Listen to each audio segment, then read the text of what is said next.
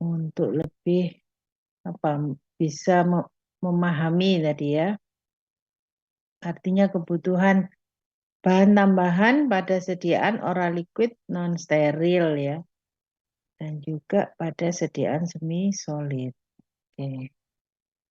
Jadi kalau kita kembali pada definisi, dapar atau buffer adalah campuran ya senyawa yang mampu mempertahankan pH ketika ada perubahan yang disebabkan oleh lingkungannya. Nah, perubahannya itu oleh lingkungan bisa karena adanya suasana asam atau basa ya, yang dihasilkan oleh bahan-bahan yang memang bersifat asam atau basa. Nah, kemudian dapar ini digunakan pada saat tadi sifat fisikokimia ya dari bahan aktif itu menyatakan bahwa misalnya kelarutan sangat dipengaruhi oleh pH tertentu atau efektivitas dan stabilitas ya berada pada pH tertentu. Nah, kemudian adanya pertimbangan kalau pada sediaan liquid media air ya. Kemudian ya ini simulasi gambaran dari campuran senyawanya tadi. Lalu kriteria pemilihan Recording in progress. dapar ya. Jadi kapasitas dapar itu digunakan sesuai dengan kapasitas dapar dan juga rentang pH yang diinginkan. Kemudian dapar yang dipilih kemarin gimana yang memiliki pKa mendekati pH spesifikasi ya. Mendekati pH spesifikasi atau target product profile dari suatu sediaan dan antara lain target product profile yaitu pH-nya. Kemudian apalagi harus aman ya, memang itu general ya, persyaratan umumnya aman, tidak toksik, kemudian tidak mengganggu stabilitas atau efektivitas sediaan. Nah, kemudian di sini dikatakan tidak mengganggu flavor, fragrance atau warna ya, sehingga bisa memberi rasa dan warna atau bau yang dapat diterima. Mengapa ini? Karena ada beberapa bahan dapar yang memang dia bisa menimbulkan rasa ya, ada flavor tertentu atau menghasilkan bau ya yang tertentu. Misalnya asam sitrat gitu. Nah, dia rasanya kan rasa apa? Kecut gitu ya. Masam, kecut. Nah, kemudian asam malat.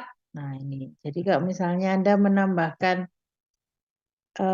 asam malat pada misalnya sirup paracetamol rasa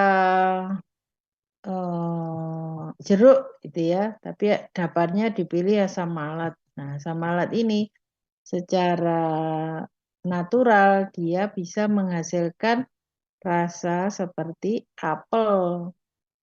Nah, jadinya kan tidak cocok ya. Nah, oleh karena itu harus diperhatikan juga komponen dapar yang dipilih. Kemudian sediaan liquida tadi ada sediaan liquida non steril yaitu selain sirup ada suspensi juga. Nah, pada suspensi yang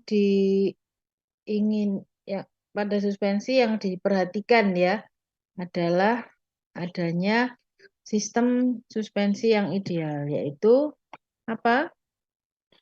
Kemarin flokulasi atau deflokulasi atau flokulasi tertentu apa? Sistem suspensi itu yang ideal, yaitu sistem yang bagaimana? Siapa ini? Muhammad Triwidya atau Naufal Abiyu.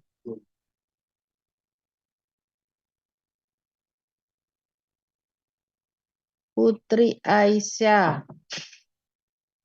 Nah ini. dua orang ini nggak hadir ya, Muhammad Triwidya dan Naufal Abiyu. Ya, Putri Aisyah, silakan Mbak. Suspensi yang ideal itu yang apa Mbak? Flokulasi atau deflokulasi atau sistem yang lain?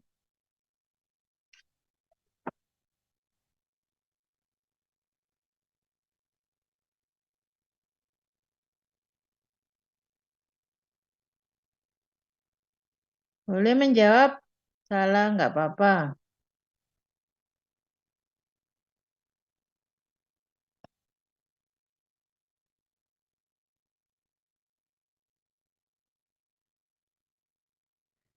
Permisi Prof, saya ingin izin menjawab.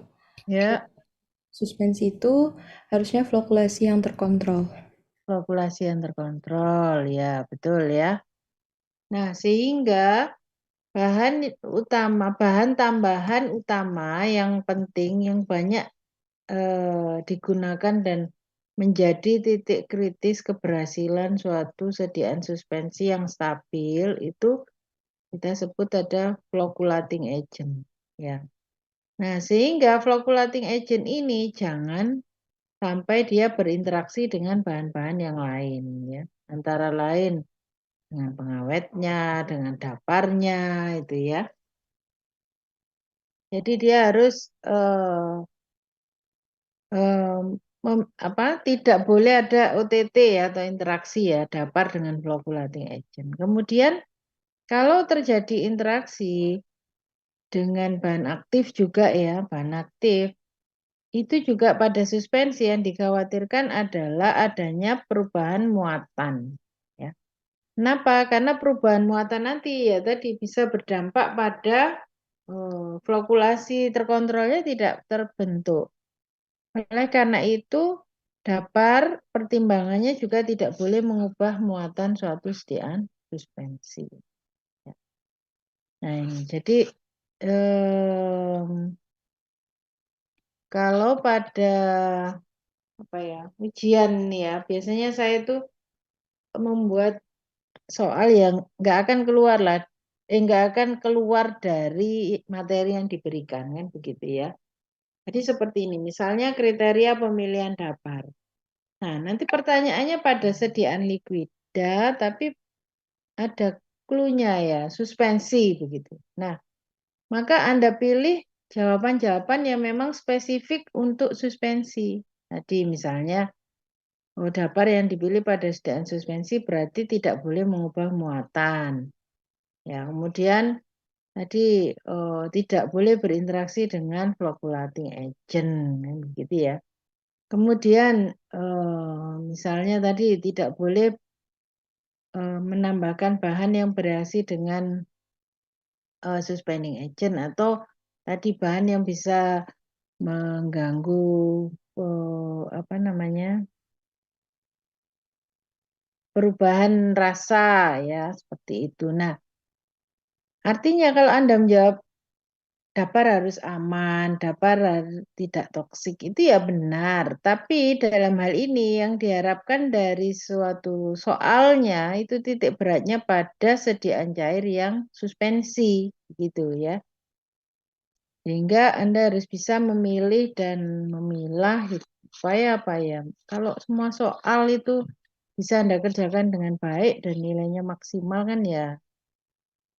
Nanti semua topik seperti itu ya dari dosen siapapun, nah maka itu akan nilainya bisa maksimal. Ya. Kemudian dapat dibutuhkan pada kondisi tadi ya saat pustaka menyampaikan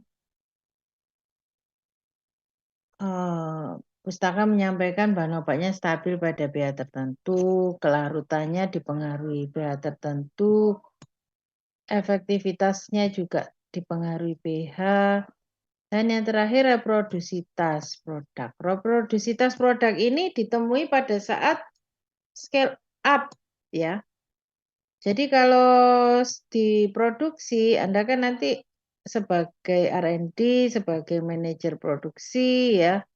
Kemudian ada manajer QC. Nah, tapi yang lebih banyak dalam hal ini pada R&D dan produksi ya. Ini case-nya masih di situ. Maka ketika kita bisa mengendalikan ya produk-produk yang diproduksi dalam skala besar tadi, maka pH-nya akan dapat ditambahkan, maka pH-nya akan relatif lebih stabil. Sehingga diproduksi berapapun dia akan reproducible ya, terutama dalam kaitannya dengan pH-nya. Apakah semua sediaan perlu didapar? Ya, jika ada air dalam jumlah banyak. Nah, pada responsi juga saya sampaikan, kalau pada sediaan yang volume airnya itu sedikit, maka kita boleh untuk mempertimbangkan tidak menambahkan dapar. Misalnya sediaan tetes ya, obat tetes atau sediaan drop ya pada bayi. Nah, sediaan tersebut mungkin saja sudah tidak mengandung air ya karena saking kecilnya volume. Jadi dia akan mengandung kosolven yang bisa melarutkan bahan aktifnya. Karena fungsi utamanya di situ pada sediaan drop biasanya bahan aktifnya itu sifatnya suka larut dalam air. Sehingga dibuatlah dilarutkan ya dalam pelarut yang bukan air, yaitu kosolven ya. Sehingga tidak perlu kita menambahkan dapar pada kondisi adanya tadi volume air yang dalam jumlah sedikit. Ya. Kemudian pada sediaan yang memang dapat tidak dibutuhkan maupun yang ada penambahan dapar, semuanya tetap dicek pH-nya. Ya. Tujuannya apa semuanya? Sama untuk mengontrol kualitas pH sediaan. Kemudian untuk mempertahankan tadi ya stabilitas baik fisik maupun kimiawi. Kemudian ini contoh-contoh dapar pada sediaan satu fase ya, larutan misalnya. Yang banyak digunakan ada dapar asetat, sitrat, fosfat. Nah. Kemudian juga ada bahan aktif atau bahan obat yang kelarutannya itu juga mungkin dipengaruhi oleh beberapa komponen dapar, misalnya dapar fosfat. Oleh karena itu, pada saat mencari data fisikokimia dari bahan obat, maka Anda harus waspada, artinya mempertimbangkan. Kalau bahan aktifnya sifatnya seperti ini, misalnya ada keterangan kelarutannya sangat mudah dipengaruhi oleh adanya ion fosfat, ya. Berarti kita nggak usah milih dapar fosfat, ya, pilih yang lain. Lalu apalagi yang menjadi perhatian saat mau menambahkan dapar, yaitu ada pengaruh suhu. Anda ingat kalau dalam pembuatan sediaan cair, ini ada kalanya diperlukan pemanasan, ya. Karena apa? Untuk mempercepat kelarutan dari bahan aktif. Namun setelah dipanaskan bahan aktifnya larut. Nah, sebaiknya maka kembalikan ke suhu kamar ya. Ke suhu kamar artinya apa? Ketika suhu kamar maka baru dapar itu ditambahkan. Kalau tidak bisa terjadi apa? Balik kembali ya, fenomena kembali tidak larut. Jadi dapar ditambahkan ternyata tadinya larut jadi tidak larut. Terus Anda, tadi lo larut. Ya, karena tidak memahami bahwa ternyata tadi itu sempat kita panaskan, tapi suhunya belum dikembalikan suhu ruang. Anda sudah menambahkan adanya dapar ya. Ternyata loh menjadi tidak larut kembali. Jadi bisa saja seperti itu terjadi namanya rekristalisasi ya. Oke, terus kemudian ya pengenceran. Di sini ada istilah pengenceran positif dan pengenceran negatif, yaitu pengenceran yang volume ya, pengenceran dengan air maksudnya. Jadi begini, Pak, nanti saya kembali ke sini. Jadi misalkan dibuat dengan volume sediaan obat tertentu, misal 50 mili. Kemudian di situ terjadi perbedaan pH ya, meskipun sudah ada dapar. Misalnya delta pH-nya dari spesifikasi itu 0,017 ini ya, di sini contohnya. Lalu diencerkan lagi 10 kalinya. Nah, kemudian berapa pH-nya? Nah, karena adanya pengenceran secara teori delta pH-nya itu juga berubah 10 kalinya. Nah, itu secara perhitungan ya, tapi secara kenyataan di lapangan maka tidak terjadi perubahan yang selinier itu ya. Jadi bisa jadi ya tidak naik 10 kalinya begitu. Ketika Anda scale up misalnya tadi volumenya menjadi 500 mili nanti ya. Kemudian perbedaan pH yang terjadi apakah juga akan 10 kalinya? Jadi belum tentu ya. Bisa jadi hanya 0,1 atau 0,05 ya. Atau bahkan kalau dia sudah bisa sangat stabil, menstabilkan daparnya ya, maka pH-nya itu mau di scale up berapapun dia akan tetap. Itu maksudnya ya. Jadi ada memang beberapa kondisi yang penyimpangannya pH-nya naik, namanya positif, pengenceran positif ya istilahnya. Pada saat terjadi pengenceran positif, pH-nya naik, atau pH-nya turun dengan adanya pengenceran, maka ada istilah disebut pengenceran negatif. Oke, kemudian faktor apa lagi? Kekuatan ionik mu dan koefisien aktivitas gamma. Ya, di sini sudah banyak dijelaskan pada kimia ya, mestinya semester 2 atau 3 tadi. Nah, nanti saya balik lagi. Nah, ini. Mu itu dipengaruhi gini, karena rumusnya adalah ada C ya. C itu konsentrasi, kemudian ada Z, Z itu valensi ionik. Oleh karena itu sangat tergantung pada valensi ionik dan konsentrasi total daparnya. Nah, kekuatan ionik ini memiliki nilai ya antara 0 sampai 0,1. Antara 0 sampai 1 ya. Kemudian ada istilah kalau mu-nya sekian maka dia disebut larutan dengan konsentrasi sedang ya. Mu-nya sekian konsentrasi tinggi, mu-nya sekian konsentrasi rendah. Jadi itu ya. Nah, mu tadi, nah ini contohnya. Jadi kalau dapar itu terdiri dari kemarin apa asam lemah dan garamnya gitu ya. Kemudian sekian molar, valensinya sekian, berapa kekuatan ioniknya bisa dihitung. Nah, ini saya beri tugas yang sangat mudah gitu ya untuk membantu barangkali nilainya ada yang jatuh nanti kalau saat ujian. Oleh karena itu bisa dikumpulkan secara kolektif ya tugas ini di email aja ya nanti kolektif email. Dikumpulkannya kapan? Sebelum UTS ke email ya. Baik, saya kembali dulu tadi sedikit. Ini. Jadi pada saat kita membuat larutan dapar, apakah konsentrasi itu berbanding lurus dengan aktivitas? Nah, artinya konsentrasi, kalau kita membuat dapar konsentrasi kecil, maka mungkin dia akan kurang bisa mempertahankan aktivitas. Kalau konsentrasinya besar, maka dia mampu mempertahankan aktivitas. Tidak demikian ya.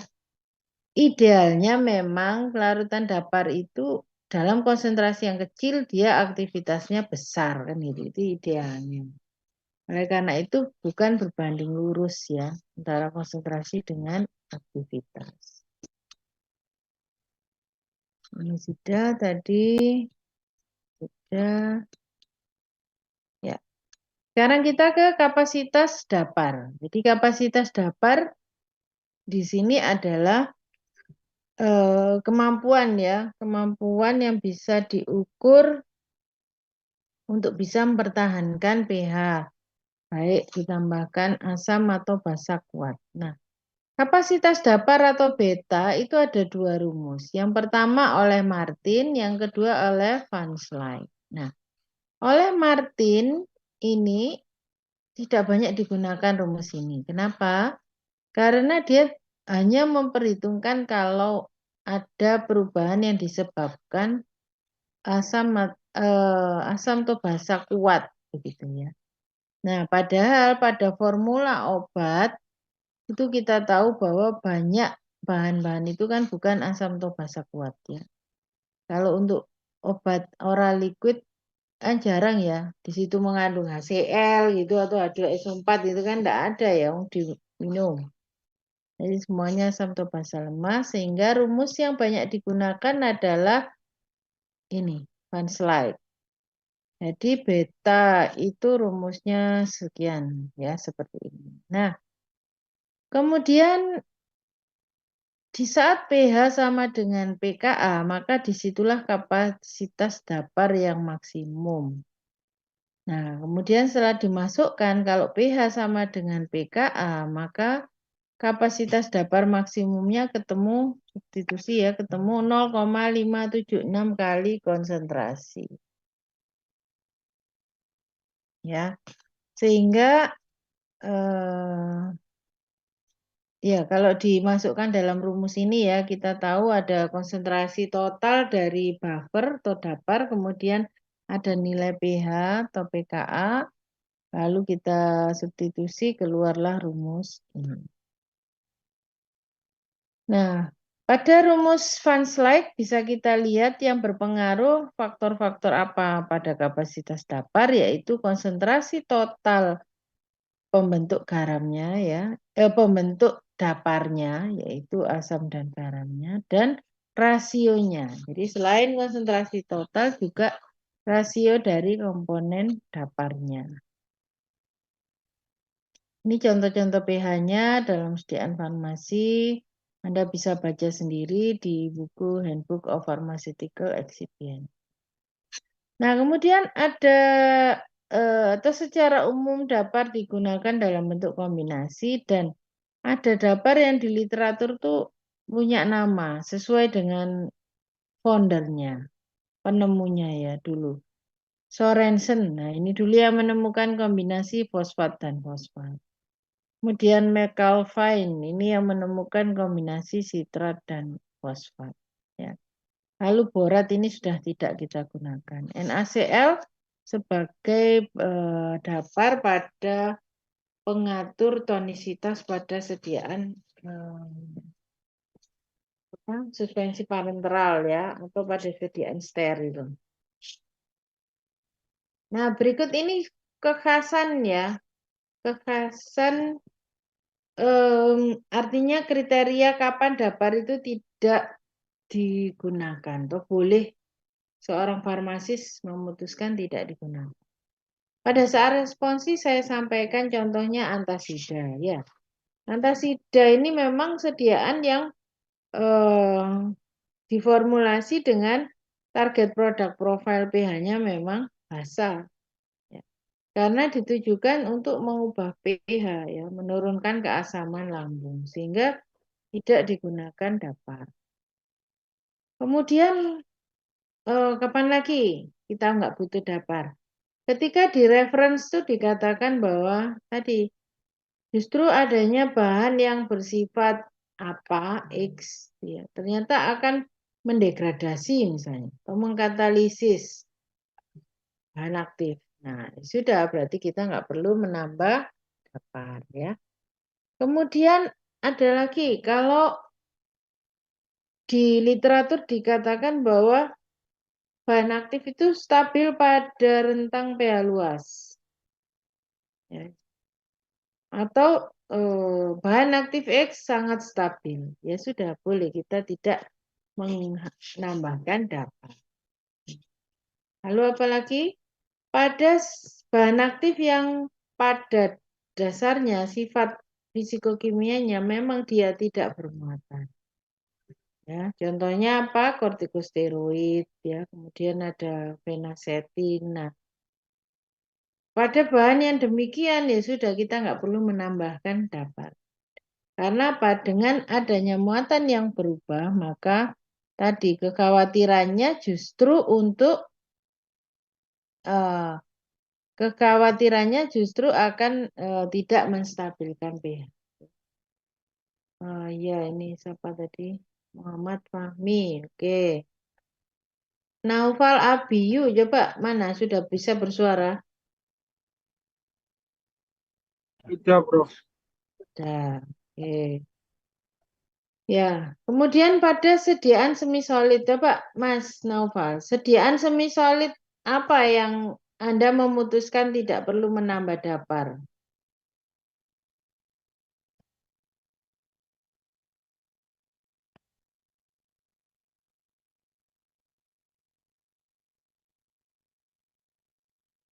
Apa Mas? Sediaan yang apabila pH-nya itu sudah sesuai dengan spesifikasi.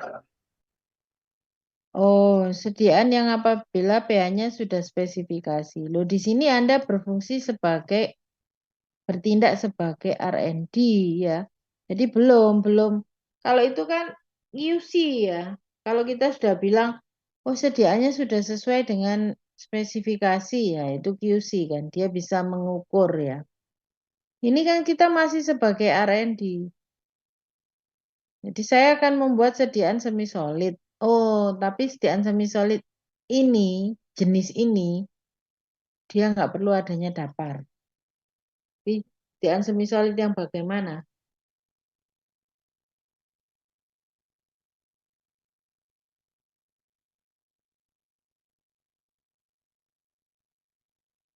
Bagaimana?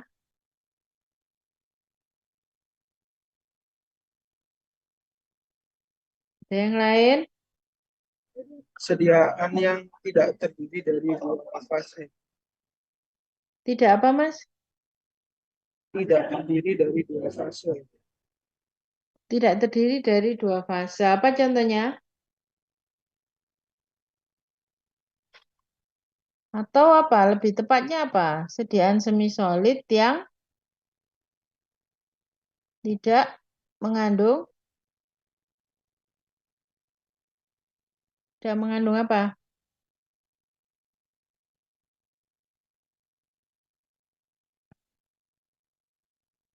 Tadi Muhammad Fahmi tadi coba.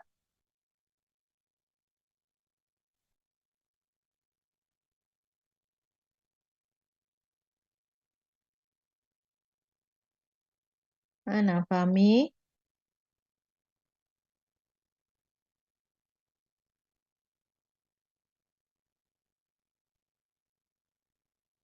Duh, katanya tadi matikan kamera supaya audionya jelas gitu ya.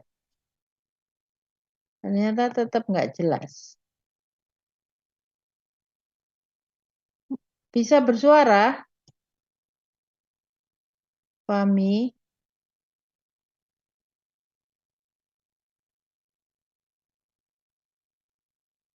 Nggak bisa bersuara?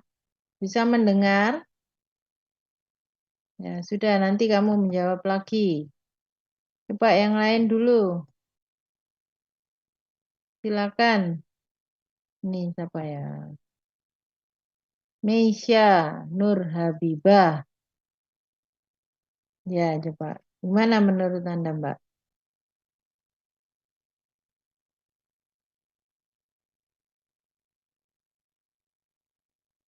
Menurut saya itu persediaan yang kandungan airnya sedikit atau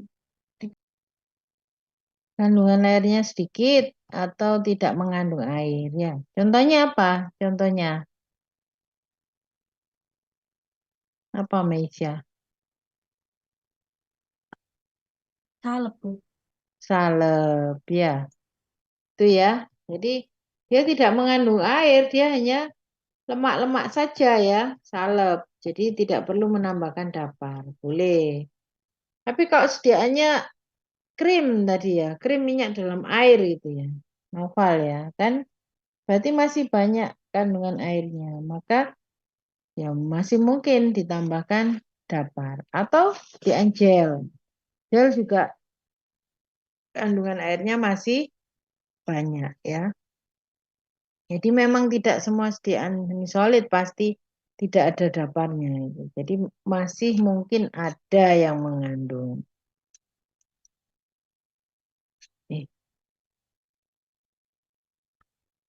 Ya. Oke, ini latihan soal.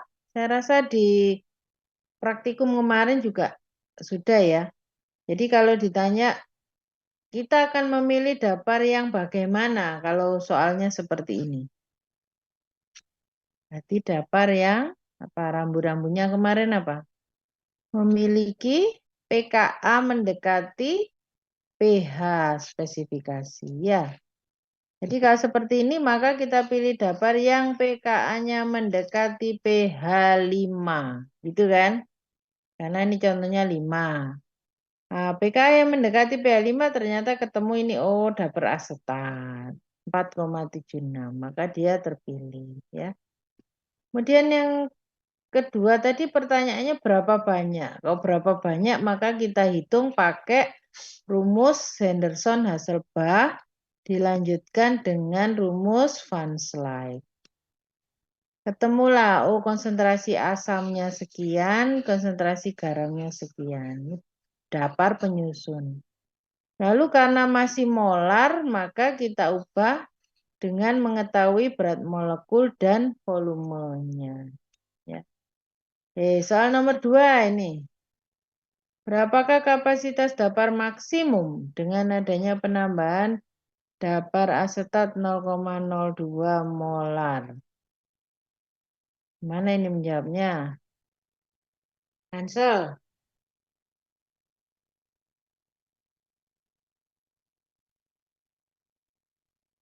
Hadir, Bu. Hadir, Ya, Prof. silakan dijawab. Jadi tadi kalau ditanyakan kapasitas dapar maksimum, maka rumusnya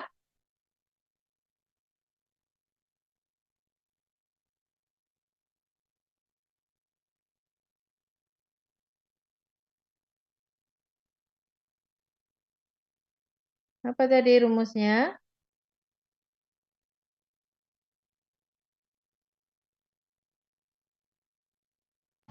Eh, 0,576 dikali C, Bu. Ya, itu ya rumusnya. 0,576 kali C. C-nya itu apa?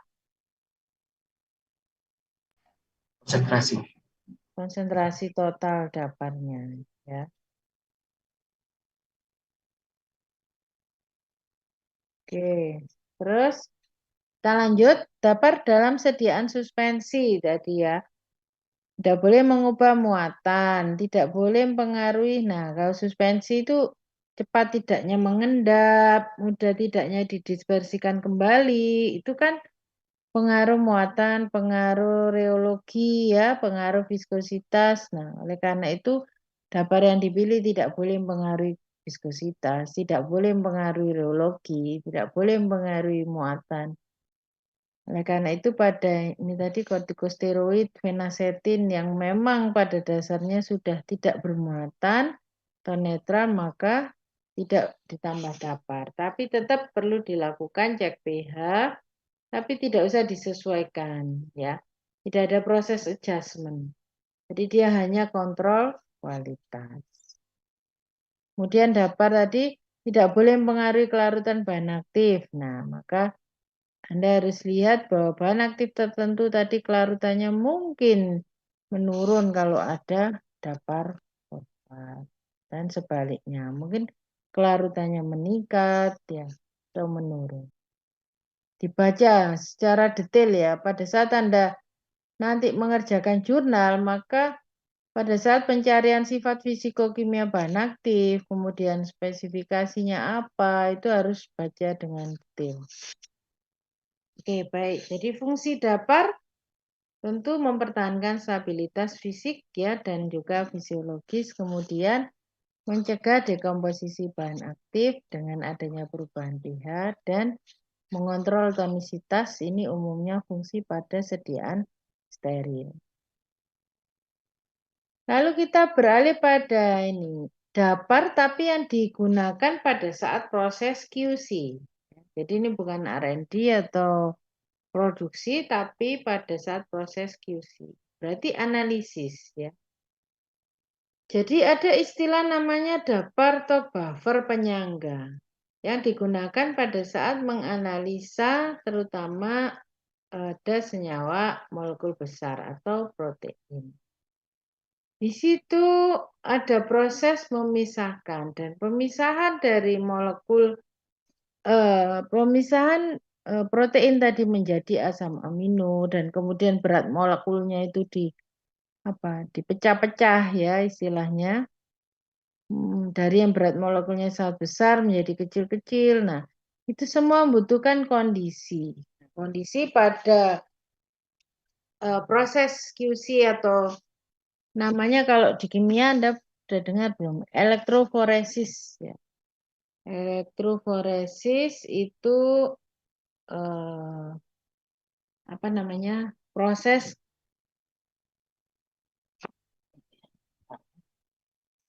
ya, jadi proses pemisahan tadi ya, protein menjadi berat molekul yang lebih kecil, dan kemudian asam aminonya tadi bisa teridentifikasi. Di situ membutuhkan tadi kok bisa dia pecah-pecah ya, karena dia sudah ada proses presipitasi, pengendapan yang dipengaruhi oleh muatan. Nah, kemudian kondisi itu juga sangat dipengaruhi namanya titik isoelektrik atau pI. Ya. Jadi ketika ini pH lebih rendah dari titik isoelektrik, maka akan terjadi muatan positif, dan sebaliknya. Muatan negatif jika kondisinya sebaliknya. Ya. Jadi ini hanya ada pada saat proses QC. Nanti Anda mungkin diberikan ya pengalaman elektroforesis di kimia ya. Mungkin di DTPO2 enggak ya, mungkin enggak akan ada demo tentang ini, tapi Anda bisa bertanya bagaimana menganalisa kalau senyawanya itu protein atau berat molekul yang besar. Oke. Kemudian ada juga ini proses kristalisasi protein. Jadi ada dua, menganalisa, kemudian dia bagaimana kristalisasi protein ini. Jadi prinsip inilah yang digunakan oleh DAPAR atau buffer ya juga, tapi dia lebih berfungsi ke arah QC. Nah ini asam aminonya akhirnya diketahui bagaimana dan kontribusinya terhadap muatan ya. Oke. Terus ada kondisi di mana saat muatan positif sama dengan negatif, maka Anda pernah dengar ada istilah bitter ionik ya, atau molekul amphoteric. Oke. Karena pada sediaan semisolid tadi, semisolida itu sediaan setengah padat yang komponennya berupa lemak-lemak ya sebagian besar. Kemudian dia akan dipengaruhi oleh reologi atau viskositas.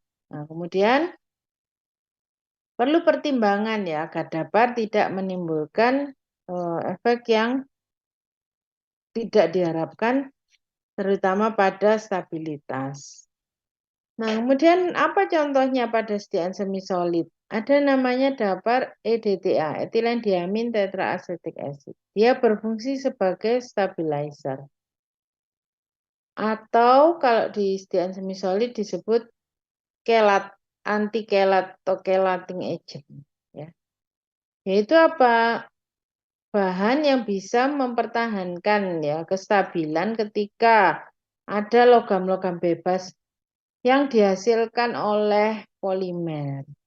Polimer itu ada pada sediaan semisolid, bisa saja pada gel ya, bisa pada krim. Nah, memang tidak semua polimer akan menghasilkan logam bebas ya.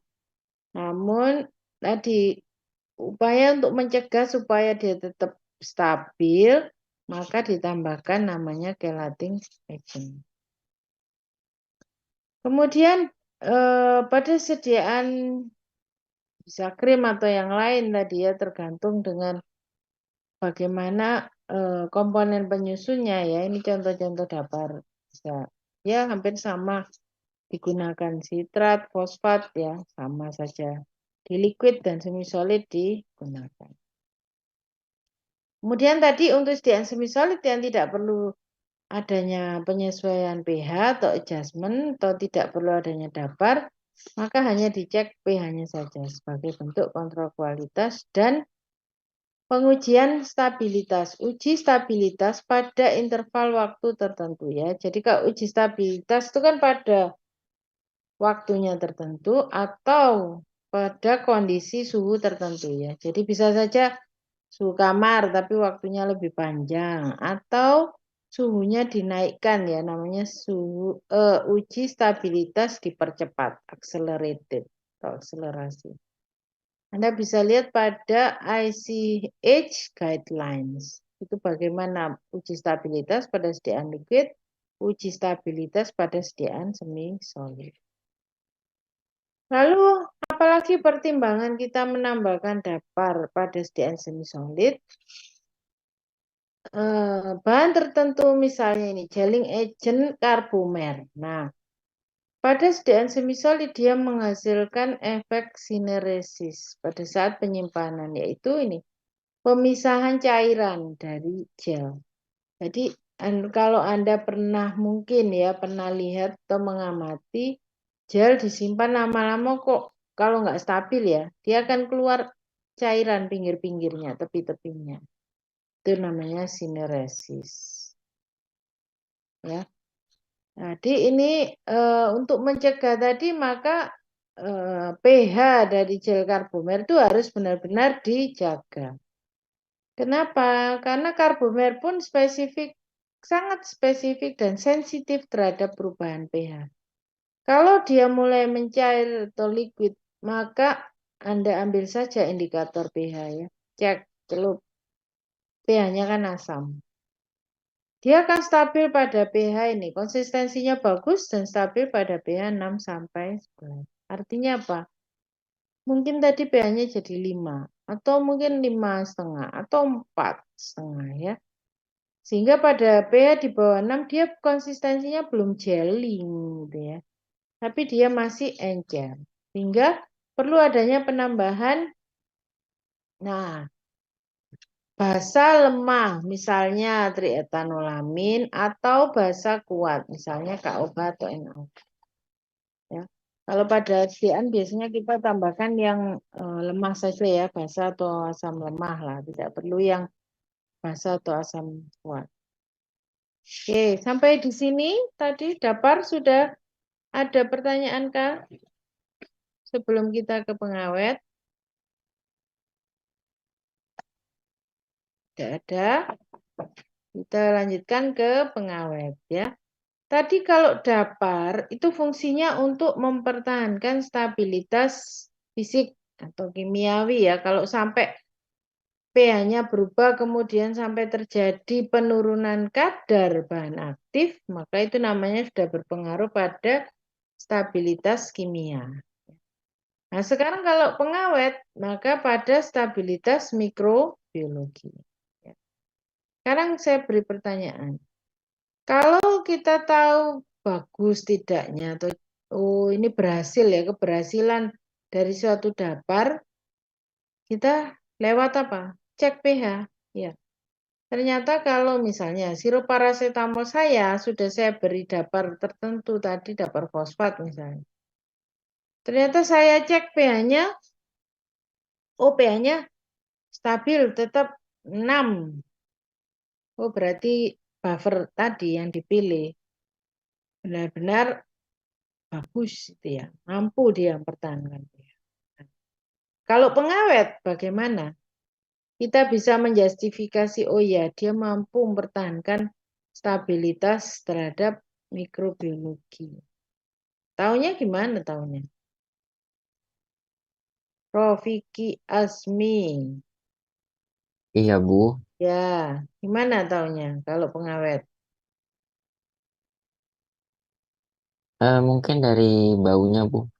Baunya ada perubahan bau gitu ya? Iya, Bu. Ya, bisa jadi ada perubahan ya. Ada perubahan bau, ada perubahan fisik gitu ya.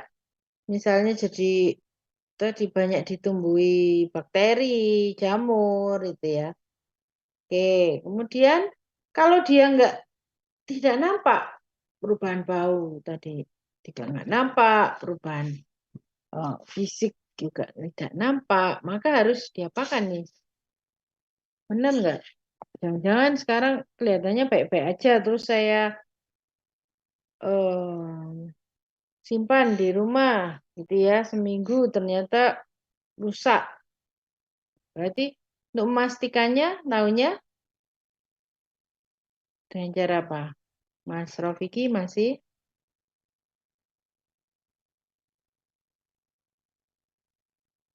Dengan uji mikrobiologi, Bu. Ya, jadi diuji ya, di plating, di kultur. Nah, nanti Anda belajar ya di DTPO2 ini juga akan ada uji praktikum mikrobiologinya nanti ya. Nah, jadi yang tadinya itu kita klaim bahwa kalau saya memutuskan menambahkan pengawet, maka dia akan efektif melawan bakteri gram positif, gram negatif, jamur gitu ya. Ya ujinya ya diuji pakai gram positif, gram negatif gitu ya. Kemudian fungi.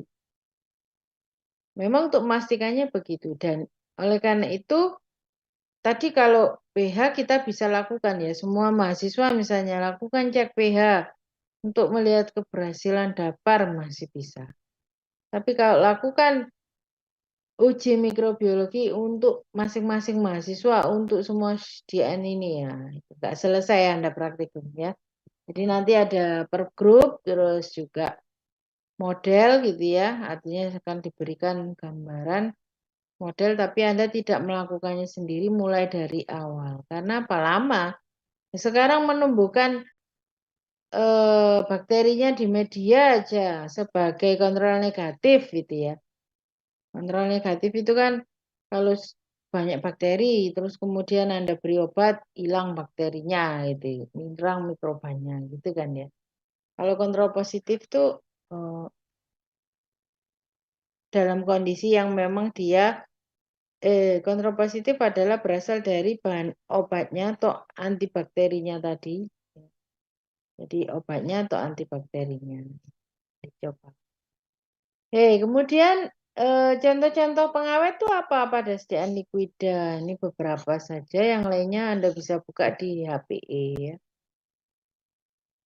Lalu ada pengawet yang digunakan kombinasi. Nah, kombinasi. Kira-kira kalau dikombinasi ini tujuannya pasti untuk meningkatkan apa? Kekuatan gitu ya, kekuatan spektrum dari antimikroba. Nah, contohnya nipaki, nipasol nih ya, metil parahidroksibenzoat dan propil pada rasio 9:1 biasanya. Karena sudah diuji ya. Nanti kalau Anda melakukan sendiri kombinasi pada rasio berapa ya yang paling efektif? Anda coba mulai 1:1, 2:1, 1:2, 3:1, 1:3, nggak selesai-selesai ya. Jadi ini beruntunglah ya Anda ada jurnal-jurnal. Itu artinya apa?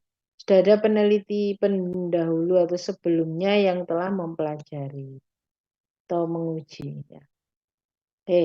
Kemudian kata kunci ini, kata kunci pada pengawet itu dikatakan efektif atau aktif itu kapan? Ya. Iya, dia harus di atas MIC.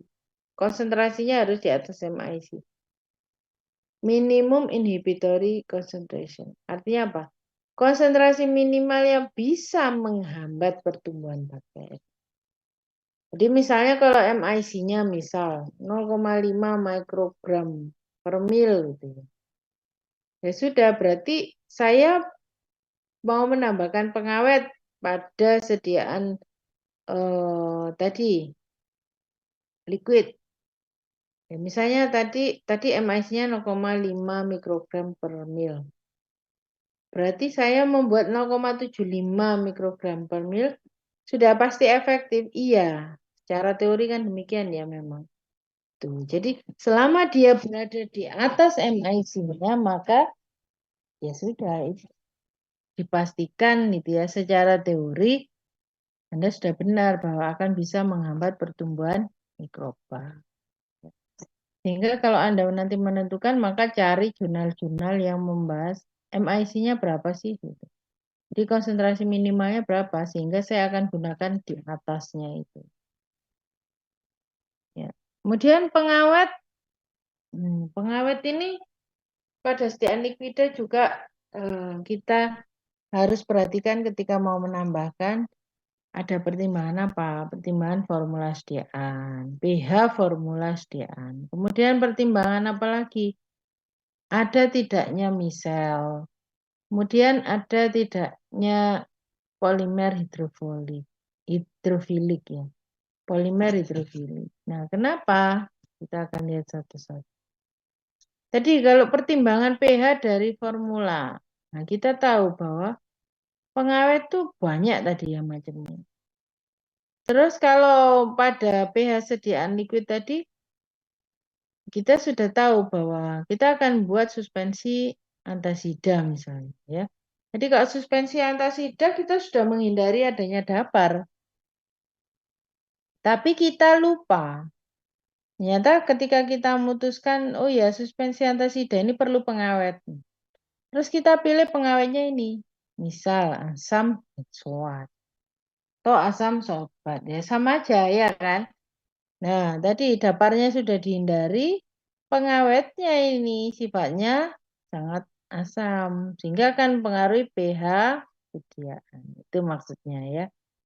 Ini may be problematic. Jadi makanya kalau kita mau milih pengawet ya harus diperhatikan pH formulasinya itu seperti apa yang diharapkan. Ya. Baik, kemudian pengawet itu bekerja efektif pada kondisi tidak terionkan atau molekular. Ya. Sehingga harus larut air. Jadi jangan memilih pengawet yang sukar larut dalam air, bahkan tidak larut dalam air. Nah, cari masalah itu ya. Dia tidak akan bisa berfungsi bekerja pada sitoplasma, pada dinding bakteri, ya. Sehingga dia nggak akan bisa menjalankan mekanismenya sebagai pengawet. Jadi harus terlarut sempurna. Oleh karena itu, kalau volume obatnya tadi itu memang sedikit airnya, sehingga tidak mungkin untuk melarutkan pengawetnya, ya mungkin terus melarutkan daparnya. Nah ini tambah masalah gitu. Ya. Jadi harus terlarut.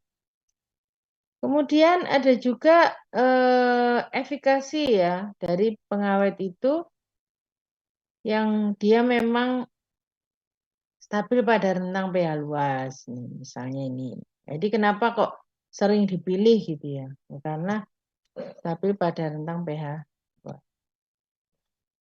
Lalu bagaimana dengan sediaan sirup oral yang mengandung sukros nih, gula alam, sukros gula alam pada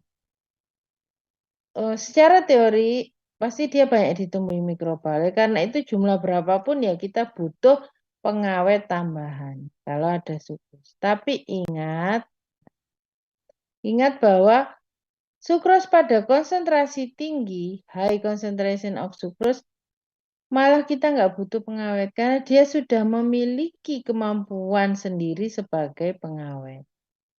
Contohnya apa? Sediaan sirup yang sukrosnya tinggi. Tinggi itu seberapa ya? Apa 20% sudah tinggi? Tinggi itu adalah lebih dari 67%. Kalau pada sirup simplex itu kandungan sukrosnya sekian ya, 67 atau 70%. Nah, apa itu? Anda pernah dengar sirup simplex? Michael Septian. Ya Bu, saya nggak pernah dengar sih Bu. Pernah dengar ya di farmasi praktis? Mungkin 2 atau farmasi fisik. Ya. Jadi itu adalah sirup di mana mengandung sukrosa pada konsentrasi tinggi, yaitu lebih dari 67%. Nah, itu dia sudah punya kemampuan mengawetkan dirinya sendiri ya. Jadi melindungi dari serangan bakteri.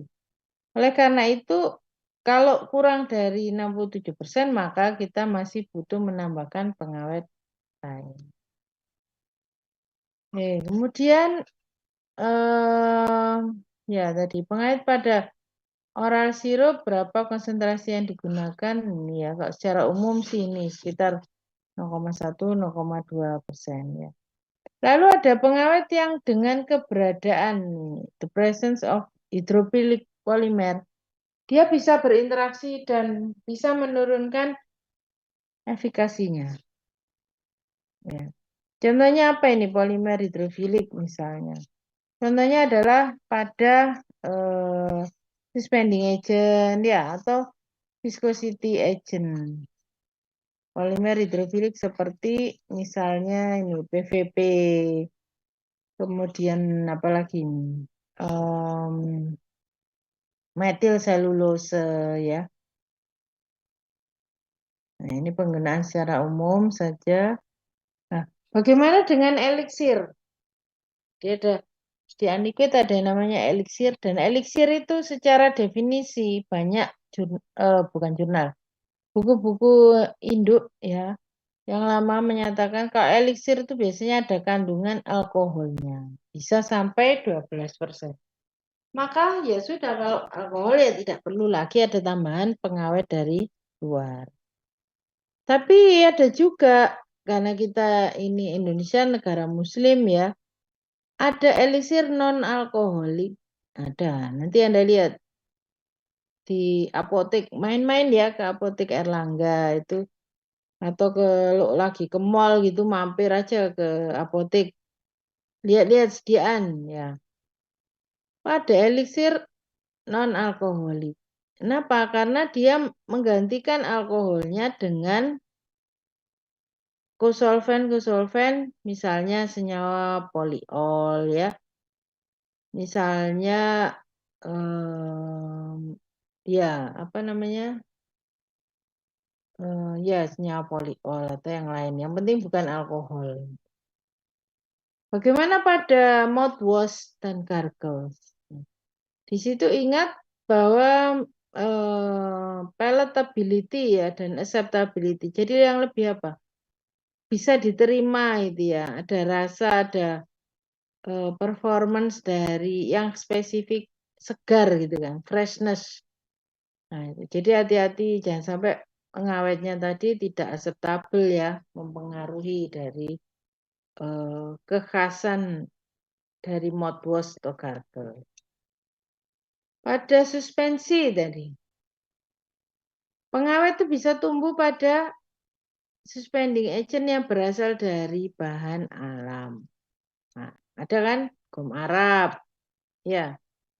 Terus apalagi yang pokoknya dari bahan alam. Jadi kalau kita memutuskan menggunakan suspending agent itu, maka ya kita tambah pengawet. Akasia tadi ya, santan gam, tragakan. Nah, kemudian bagaimana apalagi yang bisa menyebabkan pengawet itu bermasalah atau tidak stabil ya. Jadi kalau ada kehilangan rasa, warna, bau tadi ya karena dia berinteraksi dan lain-lain. Kontainer. Nah, kontainer sediaan liquid itu ada banyak ya yang terbuat dari plastik. Nah, plastik itu bermacam-macam. Ada polikarbonat tipe A, B, C, D, E ya. Anda baca ya. Nah, sehingga pada tipe plastik kontainer tertentu polikarbonat itu bisa mengabsorpsi ya dari pengawet. Oleh karena itu daya mengawetkannya jadi menurun. Nah, sehingga pada saat memilih pengawet tadi diperhatikan ya, tidak menggunakan kontainer plastik yang mengabsorpsi. Terus tidak ada bahan yang incompatible ya dan lain. Ya, pengawet PABA tadi, para amino benzoic acid bisa incompatible dengan ionic non-surfaktan. Non-ionic surfaktan. Contohnya Twin 80. Kenapa? Karena Twin 80 itu secara mekanisme dia bekerja efektif ada pembentukan misel. Sehingga dia bisa tadi fungsi surfaktannya tadi menurunkan tegangan permukaan, terus dia membentuk misel, maka dia bisa meningkatkan kelarutan karena apa? Kontaknya bertambah dengan pelarut ya. Tapi kalau ada pengawet golongan ini PABA, ester-ester PABA, maka kemampuan mengawetnya jadi menurun. Oleh karena itu boleh digantikan. Ya digantikan apa? Biar bisa kalau Anda lebih menginginkan fungsi surfaktannya ya yang diganti pengawetnya, jangan pakai golongan itu, ganti golongan lain. Kalau Anda lebih prioritas bahwa oh ini saya lebih ingin dia mengawetkan dan ini lebih berfungsi, ya maka surfaktannya yang ganti. Ya. Jadi jangan sampai keduanya bertemu. Oke. Kemudian secara kaidah umum maka pengawet ya yang less toksik gitu ya, yang less resistensi, kemudian wide spectrum, lalu penggunaannya hanya konsentrasi yang kecil ya. Jadi kehadiran adanya micelle ini akan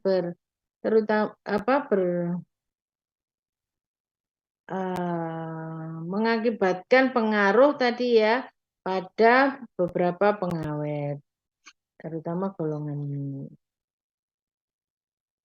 Terus hidrofilic polimer tadi contohnya ini PVP, MC ya. Ini yang sering banyak digunakan pada saat pembuatan sirup atau suspensi ya. Kemudian sama lanjutannya ini sama ya plastik surface tadi. Kemudian jangan memilih muatan yang bisa berinteraksi mengakibatkan perubahan jangan memilih pengawet yang bisa berinteraksi dan menyebabkan perubahan muatan sama. Jadi dapar pengawet juga demikian. Lalu ada lagi pengawet itu bisa berkurang jumlahnya dalam mengawetkan sesuai yang diharapkan ketika dia berpartisi ke fase lain ya. Jadi misalnya pada sediaan emulsi. Dan emulsi itu kan ada 2 fase ya. Jadi kalau Anda bikin emulsi ada krim, emulsi ada fase air, fase minyak. Kemudian Anda hanya menambahkan pengawet yang larut air misalnya atau bekerja baik pada fase air. Anda lupa di situ ada fase minyak. Kan tidak bisa dihindari ya terjadinya partisi. Pasti ada sebagian yang berpartisi ke minyak. Sehingga efektivitas pengawetnya jadi menurun karena konsentrasi yang aktif berada pada air tadi hanya sekian. Oleh karena itu kombinasi ya. Jadi kalau ada 2 fase seperti ini, pengawetnya juga cari pengawet yang juga bisa mengawetkan di larut di minyak ya, sehingga dia tidak akan mengurangi efektivitas dari pengawet yang larut air ya. Terus kemudian resiko kehilangan atau menurunnya efektivitas pengawet bisa juga karena volatile atau menguap. Ya, di mana terjadi proses pencampuran yang pencampuran atau peningkatan kelarutan yang dibantu adanya pemanasan. Jangan lupa dapar pengawet ya penambahnya setelah suhu mencapai suhu ruang, artinya kembali ke suhu ruang.